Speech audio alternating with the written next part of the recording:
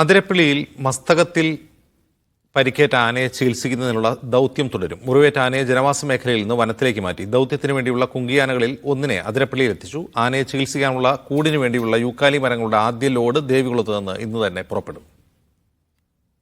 ഇന്ന് രാവിലെ കൊമ്പൻ ഏഴാറ്റുമുഖം സ്വദേശി ആൻഡ്രിയുടെ പറമ്പിലായിരുന്നു നിലയുറപ്പിച്ചിരുന്നത്. നിരവധി വാഴകളും കവുങ്ങുകളും കുത്തിയിട്ട് തിന്നു. അവശത ഉണ്ടെങ്കിലും നല്ല രീതിയിൽ ഭക്ഷണം എടുത്തതിന്റെ ആശ്വാസത്തിലാണ് വനംവകുപ്പ്. ഇന്നലത്തെ വീഡിയോയിലും കുറച്ചൊരു ക്ഷീണം ഉള്ളതായിട്ട് കണ്ടിട്ടുണ്ടായിരുന്നു. പക്ഷെ ഇന്ന് അത് നന്നായിട്ട് ഫീഡ് ചെയ്യുന്നുണ്ട്.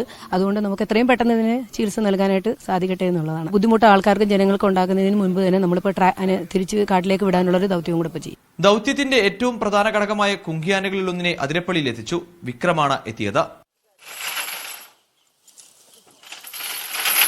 ദൗത്യത്തിനായി 2 കുങ്കിയാനകൾ കൂടി നാളെ എത്തും.